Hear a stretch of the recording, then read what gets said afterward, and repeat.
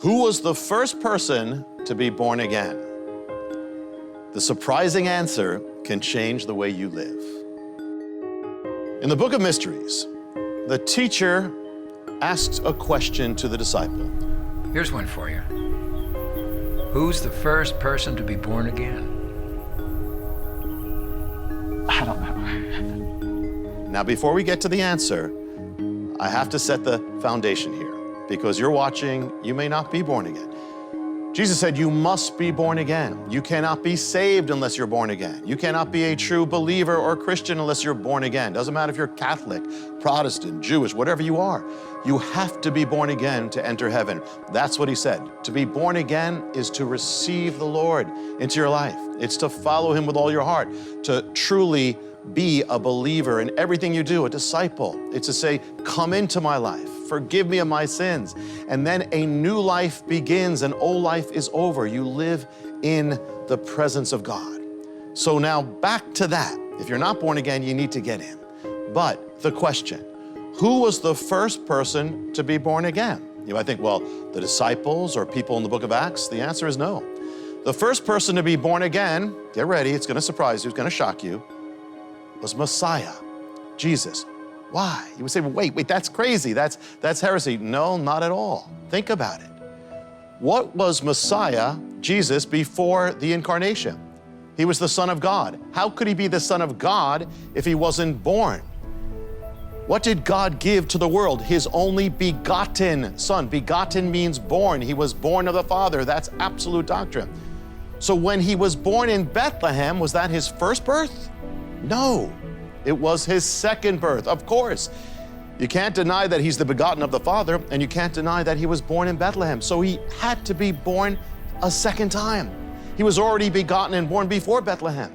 The Incarnation was his second birth. The Nativity was his new birth. In Bethlehem, he was literally born a second time. So then the new birth is connected to the Incarnation. Think. He who was born of the Spirit, was born again of the flesh, so that you who are born of the flesh could be born again of the Spirit. Or in other words, he who was born of heaven was born again a second time of earth, so that you who are born of earth could now be born again of heaven. Or think of it this way, he who was born of God was born again of man, so that we, all of us who are born of man, could now be born again of God. He was born again to partake of our life, that we could be born again to partake of his life. He who was rebegotten in Bethlehem had to learn how to live in his new birth on earth, his new life, his new nature, that of flesh and blood. He had to learn how to walk on the earth, how to see with physical eyes, how to touch with physical hands. For the rebegotten are born into a life that they didn't know before, and in which they now have to learn how to live. So you who are rebegotten of God, you now have to learn how to live in your new birth, to live in your new life, to live your new nature, that of the Spirit.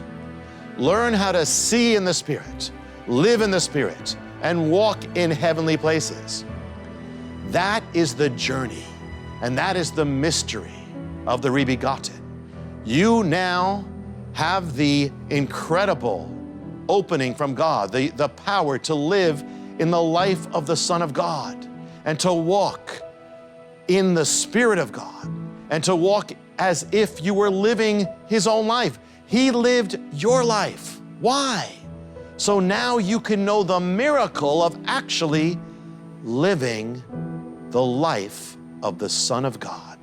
Messiah was crucified in the midst of criminals. He died the death of a criminal.